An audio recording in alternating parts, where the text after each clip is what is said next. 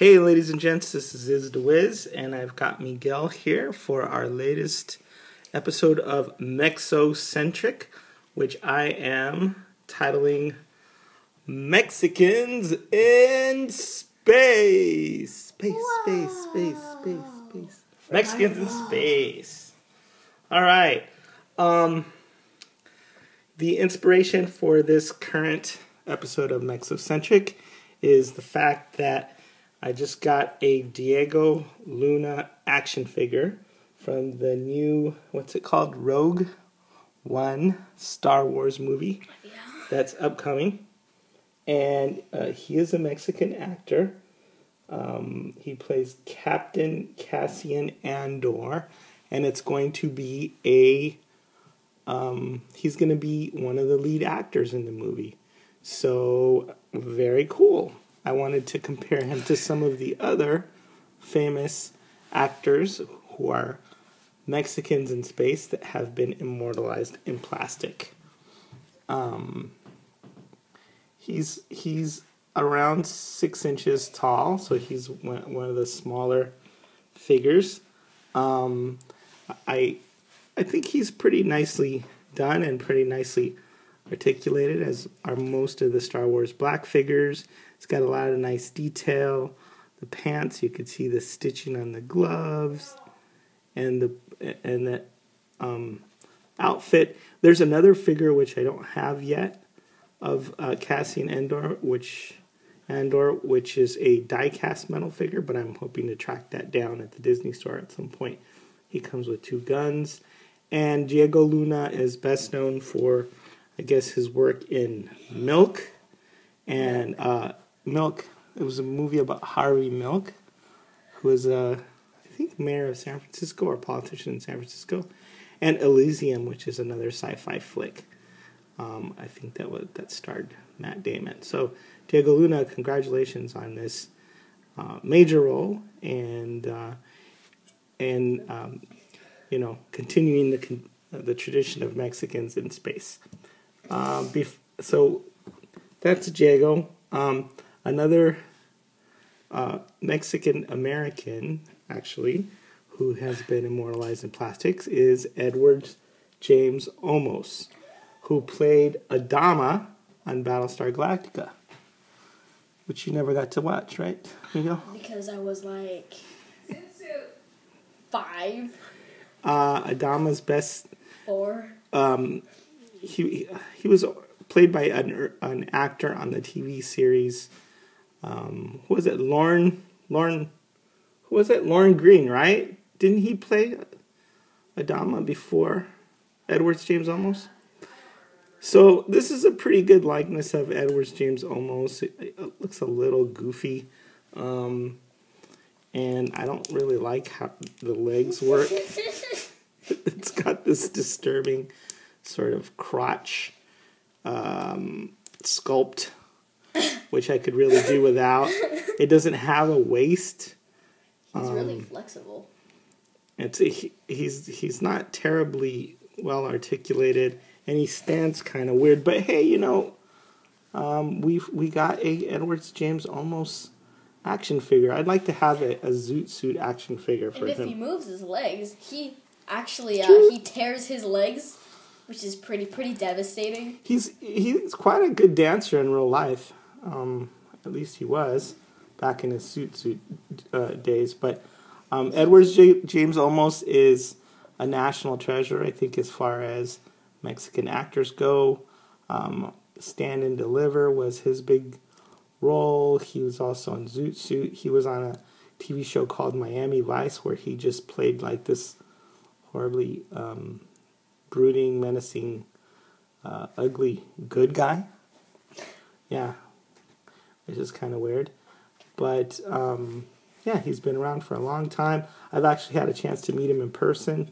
He's not as unattractive in person as he looks on screen sometimes. Beautiful. He's got a lot of charisma. He's got a ton of charisma. So that's Adama. I mean, you could probably customize him and turn him into a math teacher. stand and deliver. Inner city math teacher in Garfield High. This is Bodie Olmos, which is Edward James Olmos' real life son, who also was, hey, coincidentally, on Battlestar Galactica. Who says nepotism doesn't pay off?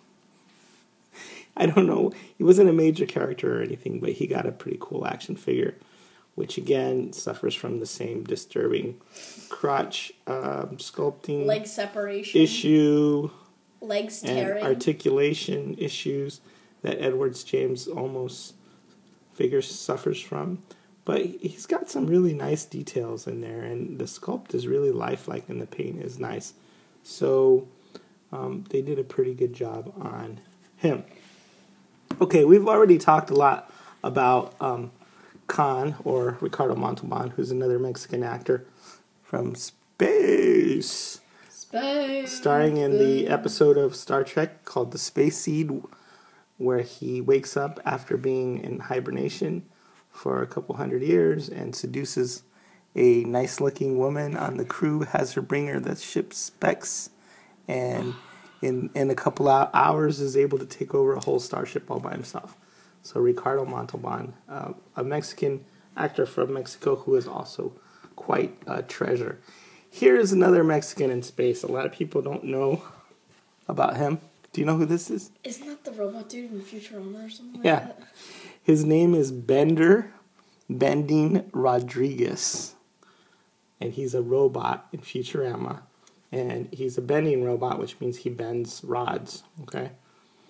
And that's what he does. That sounds like a very useful function. But if you know much about Futurama, you know that he's born in Tijuana.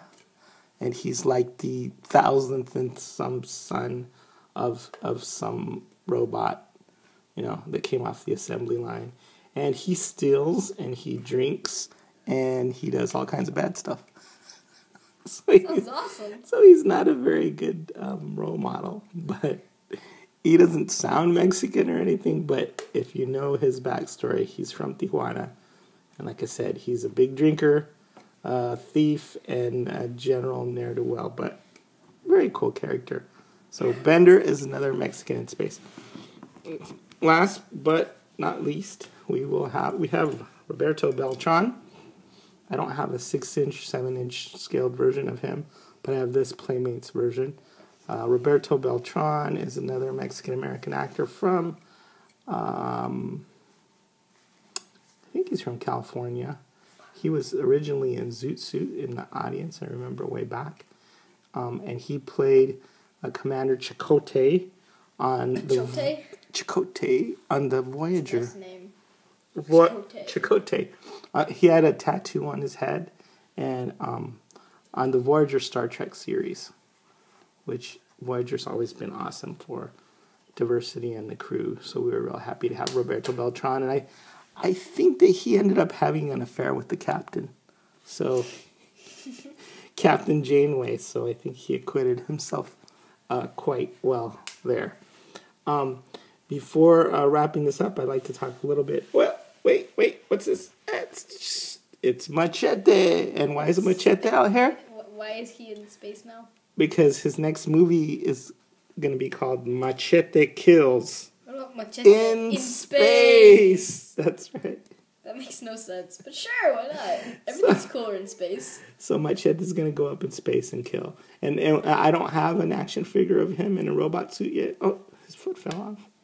But that's minor injury. This will have to serve until then. I just stuck a helmet. You won't need to use intestine ropes because there's no gravity. Yeah, please make a figure of Machete in space, killing people, as an astronaut. Please, we need one. And we need one that can actually move the legs and, the torso and all that stuff. So in space! In space. Okay, we've got a couple a big hero that you've actually met. Jose Hernandez. We don't have an action figure of him, but he's an actual Mexican-American. I think his Mexican, his parents are Mexican migrant farm workers, and he grew up in the Central Valley of California. I thought he grew up in space. He grew up poor, and then he ended up actually really in space, which is pretty awesome. In space. because he became an astronaut. So nice guy. If you ever get a chance to meet him, you got his autograph and everything, right? I did. Yeah. I don't know what you're talking about. Yeah, Jose Hernandez. We want an action figure of Jose Hernandez because he's the actual real Mexican in space. Mexicans in space. Last but not least, or last definitely least, I'd like to talk about Jose Jimenez, who was a Mexican. It was a whole comedy show about a Mexican guy in space, a Mexican astronaut, and it wasn't played by a Mexican, but it was all kind of a joke way back. I guess in the 60s or even before that. Jose Jimenez, he would like get in his rocket ship and it was just terrible. It was just full of stereotypes. He would go in space. He wouldn't actually go in space. I think he'd do things like fly, into the farm and crash into the farm next door and then walk around thinking that he was in space. Why is he in space if he's not actually in space? So anyway, Jose Jimenez was a terrible, terrible stereotype. That's awesome. That was very popular back in the day. You can probably find some clips of YouTube on there, but he was not a real Mexican. He was not played by a Mexican, and he was never a Mexican in space. In space. All right, that's it for our latest issue of Mexocentric. In space. In space.